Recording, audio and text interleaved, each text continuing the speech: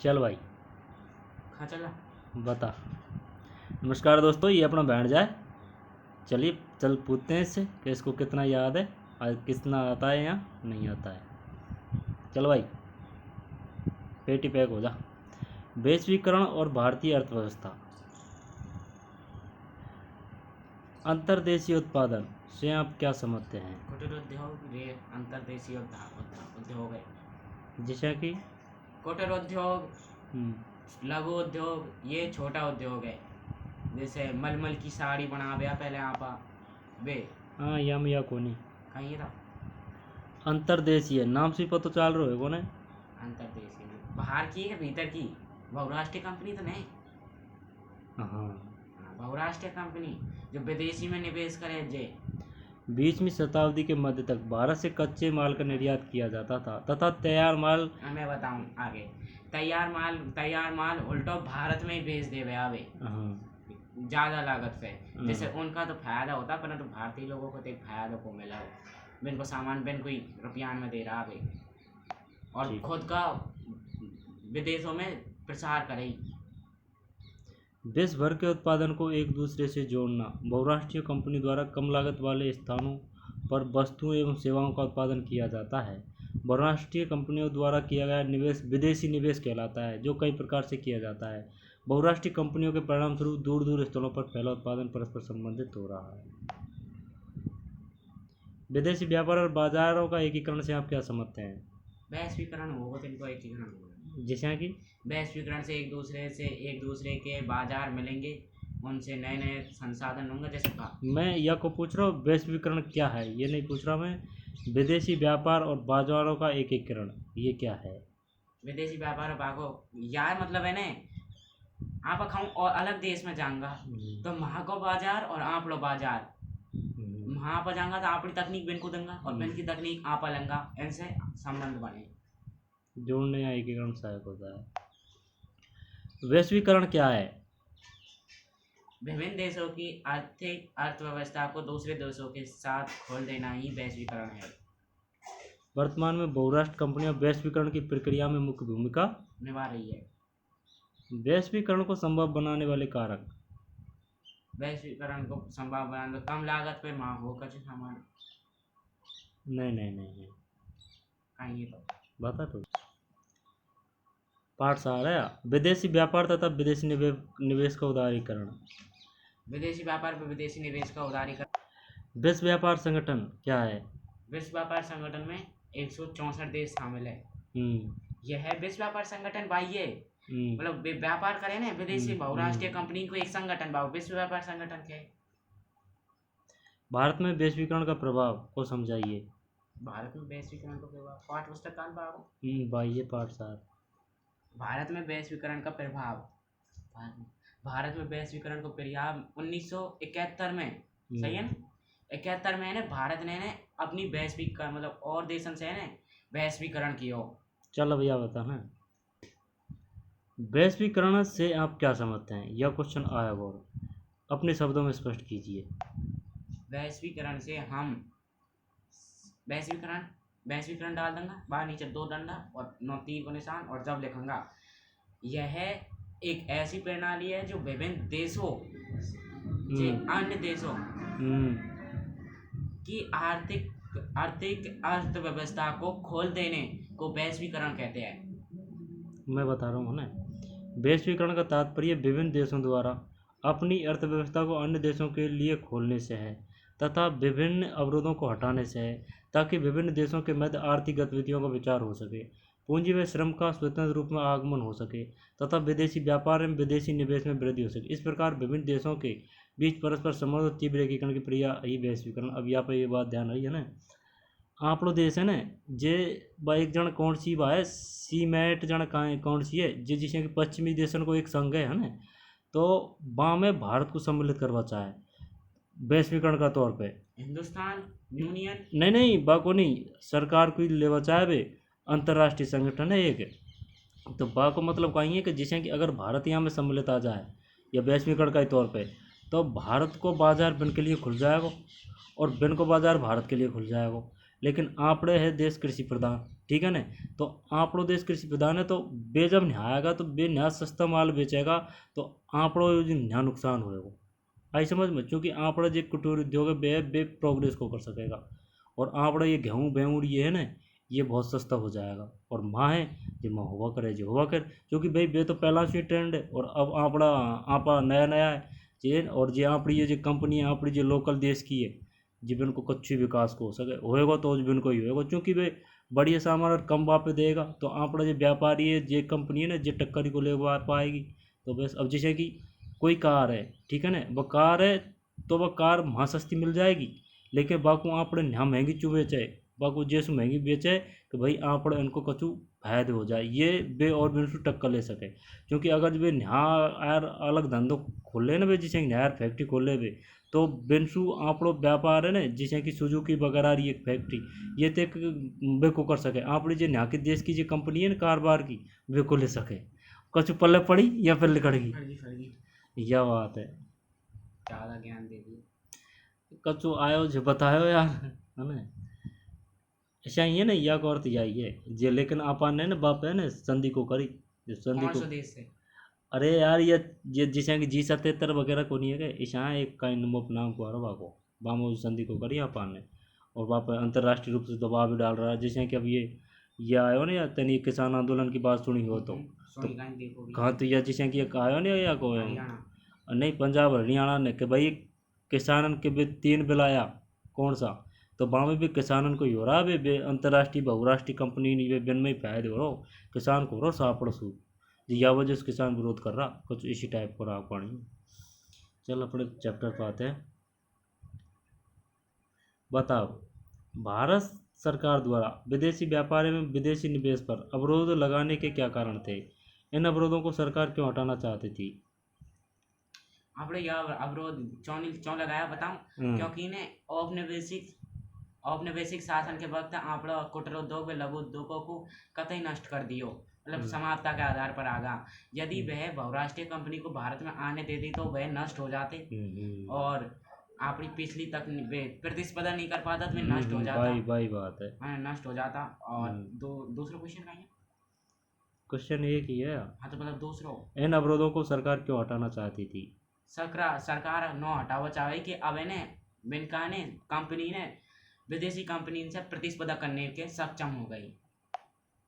श्रम कानूनों में लचीलापन कंपनियों को कैसे मदद करेगा? श्रम कानून में लचीलापन देख श्रमिकन को ने अनियमित तौर पर काम करवाएगी, कम वेतन देगी कंपनी, और जिससे इनकी लागत भी कम होगी मजदूरन की, तो जिससे मजदूर का तो शोषण होगा परंतु कृषि कंपनी का फायदा होगा। और श्रम कानूनों में लचीलेपन से कंपनियों को श्रम लागत कम उठानी पड़ेगी, जिससे उनके उत्पादों की लागत भी कम हो जाएगी। उत्पादन लागत कम होने से कंपनियों को प्राप्त होने वाले लाभ में वृद्धि होगी। दूसरे देशों में बहुराष्ट्रीय कंपनियां किस प्रकार उत्पादन पर नियंत्रण स्थापित करती है? सबसे पहले तो वे स्थायी कंपनी इनको खरीद ले, और जो फिर वहाँ की कंपनी के साथ कार्य करवा लग जाए, धीरे धीरे बिन को भी बिन के अधीन ले ले, और फिर पूरे देश से वह कार्य करने लग जाए, और वह राजनीति पर भी ध्यान रखती है। बहुराष्ट्रीय कंपनियां छोटे उत्पादकों को उत्पादन का ऑर्डर देती है। ये कंपनियां इन वस्तुओं को अपने ब्रांड नाम से उपभोक्ताओं को बेच देती है। विकसित देश और विकासशील देशों से उनके व्यापार और निवेश का उदारीकरण क्यों चाहते हैं? क्या आप मानते हैं कि विकासशील देशों में बदले में ऐसी ही मांग करनी चाहिए?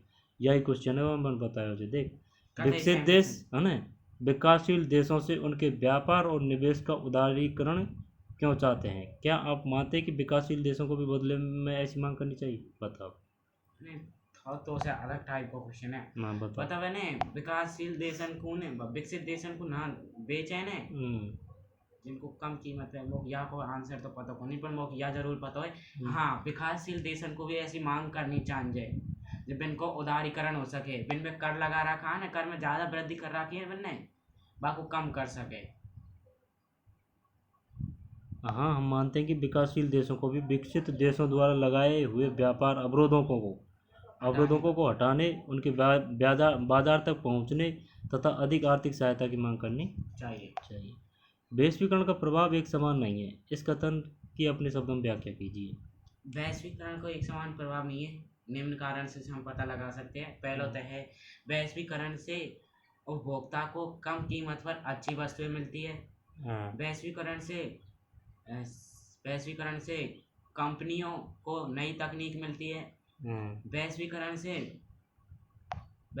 से लघु व कुटीर उद्योगों का प्रतिस्पर्धा न कोई कर को सके बे, जैसे वे नष्ट हो जाए, अतः इससे बेरोजगारी फैलती है। और एक और पहलो दूसरा पॉइंट में दिखे शायद है ना, बहुराष्ट्रीय वैश्वीकरण से बेरोजगारी आती है, मतलब बेरोजगारी कम होती है। वैश्वीकरण से बहुराष्ट्रीय कंपनियों के आगमन से रोजगार के नए अवसर मिलते हैं, सृजित हुए हैं। विदेशी व्यापार विभिन्न देशों के बाजारों के एकीकरण में किस प्रकार मदद करता है, उदाहरण सहित व्याख्या कीजिए। विदेशी व्यापार विभिन्न देशों के बाजारों के एकीकरण में किस प्रकार मदद करता है, उदाहरण दे डायरेक्ट जब तक समझ आ जाए वो।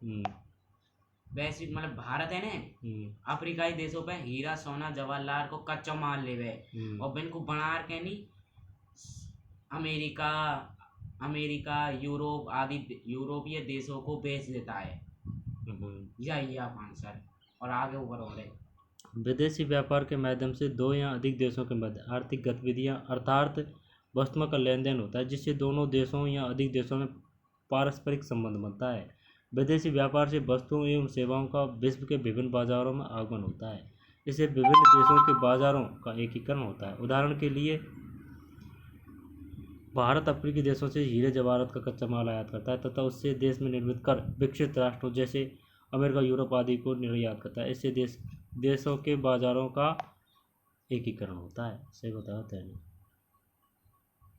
वैश्वीकरण भविष्य में जारी रहेगा। क्या आप कल्पना कर सकते हैं कि आज से 20 वर्ष बाद विश्व कैसा होगा? अपने उत्तर का कारण दीजिए। ऐसे कायम रहे हो ना वैश्वीकरण से। अब बहुराष्ट्रीय कंपनियां बन रही है, भारत की भी गल्ला बन गई, भारत भी अब निवेश करवा लग गो, और 50 वर्ष पूर्व एक समान चीज हो जाएगी, सब एक समान वस्तु मिलवा करेगी, सभी बाजार संगठित हो जाएंगे, वहाँ एक ही चीज मिलेगी। सांस्कृतिक मूल्यों के आदान प्रदान में वृद्धि होगी, सभी देशों के लोगों के जीवन के स्तर में वृद्धि होगी, विभिन्न देशों में लोगों का बृहत स्तर पर आवागमन बढ़ेगा, बहुराष्ट्रीय कंपनियों द्वारा विदेशी निवेश में वृद्धि होगी। रेगिस्तानी पूर्ति की 2 दशक पहले की तुलना के बीच अधिकतम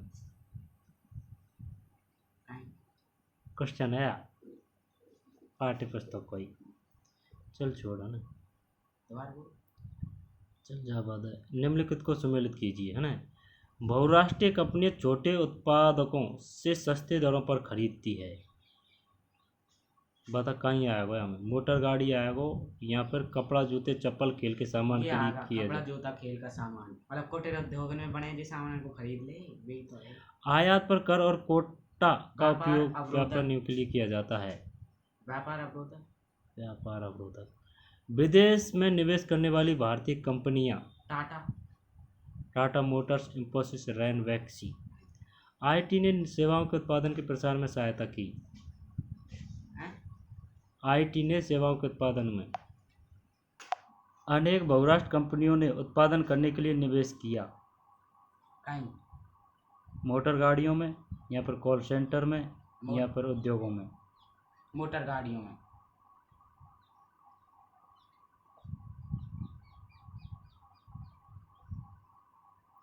वैश्वीकरण ने जीवन स्तर के सुधार में सहायता पहुंचाई है।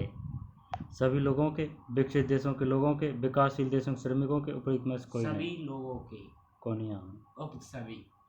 यहाँ विकासशील देशों, एक बता सभी लोगों के, गलत है। यहाँ में क्या है, विकसित देशों के लोगों के। वैश्वीकरण ने जीवन स्तर के सुधार में सहायता पहुंचाई है। विश्व के देशों में बहुराष्ट्रीय कंपनियों द्वारा निवेश का सबसे अधिक सामान्य मार्ग है नए कारखानों की स्थापना, स्थानीय कंपनियों की खरीद लेना, स्थानीय कंपनियों से साझेदारी करना। स्थानीय कंपनियों को खरीद लेना सही है। वैश्वीकरण के विगत 2 दशकों में द्रुत आवागमन देखा गया है। देशों के बीच वस्तुओं और सेवाओं और लोगों का देशों के बीच वस्तुओं सेवाओं और निवेशकों का, देशों के बीच वस्तुओं निवेशकों और लोगों का, ये बस देश वस्तु लोग। देशों के बीच वस्तुओं सेवाओं और निवेशों का, तो वस्तु निवेश और लोगों का गलत है। ये तीनों तीनों को नहीं, यहाँ में ख है, देशों के बीच वस्तुओं सेवाओं और निवेशों का। अन्य महत्वपूर्ण प्रश्न, बहुराष्ट्रीय कंपनी द्वारा किए जाने वाले निवेश को कहा जाता है? वैश्वीकरण, उदारीकरण, फेंक रहे विदेशी निवेश। ये तीनों ही खा जाए। विदेशी निवेश, एक में विदेशी। बहुराष्ट्रीय कंपनियों के निवेश का रास्ता है स्थानीय कंपनी को खरीद लेना। निवेश का रास्ता है, तो मैं तेरे भरोसा पड़ी तो गलत बता रहा है। पता कहीं है? ऑप्शन दे। स्थानीय कंपनियों को खरीदना, स्थानीय कंपनियों के साथ संयुक्त उत्पादन, दूसरे देशों में कारखाने स्थापित, उपयुक्त सभी। उपयोग सभी। बहुराष्ट्रीय कंपनियों का प्रमुख उद्देश्य है लाभ अर्जित करना। पक्का है? और option दो दे। डंडा दूंगा। ऑप्शन दे दे। 3 में लाभ अर्जित करना, व्यापार को विदेशों में फैलाना, अपने सामान व सेवाओं को विदेश में बेचना, उपयुक्त सभी। उपयोग सभी। ये है कि बहुराष्ट्रीय कंपनियां किस दृष्टि से काफ़ी संपन्न होती है? तकनीक। तकनीक की दृष्टि से, वित्त की दृष्टि से, वस्तु तथा सेवाओं की गुणवत्ता। बस। यही तो बात है। निम्न में से कौन सी भारत की बहुराष्ट्रीय कंपनी है? टाटा मोटर्स। टाटा मोटर्स। निम्न में से वैश्वीकरण का कारण नहीं है? दे ऑप्शन जब बताऊं। प्रौद्योगिकी में तीव्र उन्नति, आयात पर कर और कोटा का उपयोग, व्यापार और निवेश नीतियों को उदारीकरण, WTO जैसे अंतर्राष्ट्रीय। पता बेटा कारण नहीं है। 6 में हाँ, अब बता। अब बता मुझको ऑप्शन दे। लो क्वेश्चन बोल और ऑप्शन दे। निम्न में से वैश्वीकरण का कारण नहीं है? निम्न में से वैश्वीकरण का कारण नहीं है। प्रौद्योगिकी में तीव्र उन्नति, या है। आयात पर कर और कोटा का उपयोग है। व्यापार और निवेश नीतियों का उदारीकरण है। WTO जैसे अंतर्राष्ट्रीय संगठन। यही है। गलत है। बस। अब या में आयात पर कर और कोटा का उपयोग, ये नहीं है। अब अगला क्वेश्चन। विभिन्न देशों के बीच परस्पर संबंध और तीव्र एकीकरण की प्रक्रिया का वैश्वीकरण कहते हैं। 7 में से सही है तो तत्काल इलेक्ट्रॉनिक डाक ईमेल किसके द्वारा भेजी जा सकती है? इंटरनेट के द्वारा। एक तो गलत गए हो। तो वैश्वीकरण और प्रतिस्पर्धा के दबाव में सबसे ज्यादा प्रभावी कुटीर उद्योग। कुटीर उद्योग को नहीं है। ऑप्शन श्रमिक, भूस्वामी, बहुराष्ट्रीय कंपनियां। टाइम क्वेश्चन है। वैश्वीकरण और प्रतिस्पर्धा के दबाव में सबसे ज्यादा प्रभावी कौन हुए हैं? श्रमिक। सही है ना? सही है। कतई। न्याय संगत वैश्वीकरण के लिए सरकार को करना चाहिए? न्यायपालिक। ऑप्शन दे। श्रमिक कानूनों का उचित क्रियान्वयन, छोटे उत्पादकों को कार्य निष्पादन में सुधार हेतु सहायता, व्यापार और निवेश अवरोधकों का उपयोग, उपयुक्त सभी। बता दे। दे उपयुक्त सभी। उपयोग। खालिस्तान है ना, कोई भी खालिस्तान इस आशा से किया जाता है कि ये परिसंपत्तियां लाभ अर्जित करेगी। उदारीकरण, निवेश, वैश्वीकरण, उदारीकरण। ये तीनों एक ही है। निवेश, उदारीकरण और वैश्वीकरण। निवेश को मतलब मजाओ, वैश्वीकरण को मतलब निवेश महाकुछ जाओ।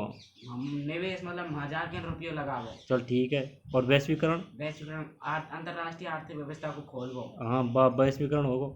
और उदारीकरण? इनमें वैश्वीकरण को उदारीकरण क्या है? वैश्वीकरण को उदारीकरण का, अरे बे जिसे बन के लिए कम लाग दाग और वे कछु कम छूट दे, वो उनका सामान पे टैक्स वैक्स मुक्त कर वो ऐसा है। या में निवेश। बहुराष्ट्रीय कंपनियां खालिस्तान की प्रक्रिया में भूमिका निभा रही है। बता, वैश्वीकरण या उदारीकरण? वैश्वीकरण। छीक ले वैश्वीकरण। छीक ले। अब कुनारी। आयात पर कर खालिस्तान का एक उदाहरण है। कोटा, कर कोटा। व्यापार अवरोधक, सही है। भारत में करीब सन के प्रारंभ से नीतियों में कुछ दूरगामी परिवर्तन किए गए। 1871, 1971, 1971, 1991। बता। 1971 है। मध्य के। सही है, 1971। रुक जा। देख लो। हाँ 1991। 1991। सही है सही है। वर्तमान में विश्व के लगभग खालिस्तान देश 164। निवेश क्या है? निवेश वहीं जाओ घूमो डोलो, उनको नहीं। रुपया लगाओ माँ की कंपनी में, बाकू है निवेश। भूमि, भवन, मनी, मशीन तथा उपकरण की खरीद में व्यय की गई मुद्रा को निवेश कहते हैं। दो देशों के मध्य होने वाले व्यापार वैश्वीकरण, कौन वैश्वीकरण? उदारीकरण। कौन उदारीकरण? ऑप्शन बोल, क्वेश्चन उदारीकरण, वैश्वीकरण, विदेशी व्यापार। और क्वेश्चन बोलो तभी बताऊँ। बता। क्वेश्चन बोल। दो देशों के मध्य होने वाले व्यापार को क्या कहा जाता है? अब बोल। व्यापार। विदेशी व्यापार। एक लाइन का है, ऑप्शन को नहीं ना। उस कंपनी को क्या कहा जाता है जो एक से अधिक देशों के उत्पादन पर नियंत्रण? बहुराष्ट्रीय कंपनी। वैश्वीकरण के फलस्वरूप भारत में होने वाली कोई एक हानि बताइए। कटर उद्योग और लघु उद्योग। ऐसा कैसा फिर हो जाएगा? वो काम तमाम। पतन हुआ है। भारतीय अर्थव्यवस्था में बहुराष्ट्रीय निगमों का एक योगदान बताइए। काहे में? निगमों का निगमों का ही हुए निगमों का एक योगदान बताइए। कंपनियों का एक योगदान बताइए। कि ना रोजगार उत्पन्न कर रही है भी। विदेशी निवेश में वृद्धि हुई है। अंग्रेजों के समय भारत का विदेश व्यापार कैसा था? मतलब ऐसो नान से ही ले जावे ना कोई बेच देवे। जब कहीं ले जावे वे यहाँ से कच्चो तेल मतलब कच्चो माल। अच्छा। भारत की किसी एक बहुराष्ट्र कंपनी का नाम बताइए। Refrigeration. Ranbaxy. Tata Motors. Ranbaxy. Tata Motors. हाँ भाभी रख ले। बहुराष्ट्रीय कंपनी के कोई दो मुख्य उद्देश्य बताइए। लाभ अर्जित करना अपने लाभ को अधिकतम करना और व्यापार को प्रचार प्रसार करना। व्यापार का उद्देश्य तो विस्तार करना। भारत में कार्यरत कोई दो बहुराष्ट्रीय कंपनियों के नाम बताइए। हिंदुस्तान यूनियन। हाँ हिंदुस्तान यूनियन। सही बता। हिंदुस्तान लीवर लिमिटेड, हाँ। Coca Cola. Coco Cola. Coca Cola Pepsi की आपड़ी है वो? आपड़ी को नहीं, बाहर की कोका कोला जैसे पेप्सी जैसी। काली काली पेप्सी आ रही। हाँ। भारत में बहुराष्ट्रीय कंपनी द्वारा उत्पादित कोई दो उत्पादों के नाम बताइए। कहाँ बताऊँ? नाम बताओ उत्पादन के। दोबारा बोल, मैंने सुनी नहीं। भारत में बाहर की जो कंपनी है ना, बिन की कोई उत्पादित चीज को नाम बता। ब्रांड, हैं? तकनीक, इंटरनेट। गलत मालूम है? रुक जा, कहीं करे तो है। Coco Cola. या तो कंपनी है। तो कंपनी कोको पेप्सी तो उत्पन्न करे ना, कोला कोला होगा ना, सही है ना? पेप्सी, हाँ चल मान ली पेप्सी। और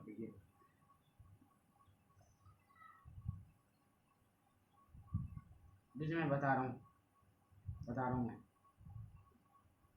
इसे ये रहवत है ये बिल्डिंग की डिजाइन भी। Samsung TV, Colgate toothpaste. विदेशी निवेश किसे कहा जाता है? विदेशी निवेश उसे कहा जाता है। विदेशी निवेश मतलब विदेश की चीजन पे ना अपन निवेश करा, वहाँ की संपत्ति, गाड़ी, इनको खरीदवा में निवेश की गई वाकुफ है विदेश निवेश। विदेश में की गई बहुराष्ट्रीय कंपनी द्वारा किए गए निवेश को विदेशी निवेश कहा जाता है। विदेश व्यापार से आप क्या समझते हैं? विदेशी व्यापार भाई, ये विदेश, देश और विदेश दोनों ही व्यापार करें जब आप विदेश व्यापार करें। दो या दो से अधिक देशों के मध्य वस्तुओं तथा सेवाओं के क्रय विक्रय को विदेशी व्यापार कहते हैं। अंतर्राज्यीय व्यापार कहीं हुए? अंतर्राज्य मतलब राज्य में व्यापार हो जे। अंतर्राष्ट्रीय? अंतर्राष्ट्रीय राष्ट्र में हो जे। अंतर्देशीय? अंतर देश के अंदर हो जे। और कछु और केंद्र शासक। बहुराष्ट्रीय कंपनी द्वारा दूसरे देशों में निवेश करने के कोई दो तरीके बताइए। मतलब वहाँ तो सस्ती चीज होनी चाहिए। स्थानीय कंपनियों को खरीदना, स्थानीय कंपनियों के साथ संयुक्त उत्पादन। विदेशी व्यापार का कोई एक लाभ बताइए। रोजगार की उपलब्धि और तकनीक में सुरक्षा। यहाँ में याद रखें, विदेशी व्यापार विभिन्न देशों के बाजारों को जोड़ने का एकीकरण में सहायता होता है। सही है। बता को रहा तो क्वेश्चन मैं बता रहा हूँ। वैश्वीकरण से क्या अभिप्राय है? वैश्वीकरण से अभिप्राय है कि एक देश की अर्थव्यवस्था को विभिन्न देशों की अर्थव्यवस्थाओं के साथ खोलने से अभिप्राय है। किन लोगों पर वैश्वीकरण का एक समान प्रभाव नहीं पड़ा है? श्रमिक व कुटीर उद्योग वाले लोगों पर। उत्पादकों एवं श्रमिकों पर।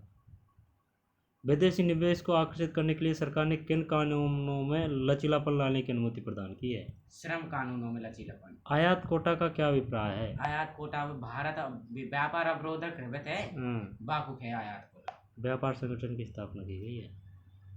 उदारीकरण का क्या अभिप्राय है? एक देश से दूसरे देश की,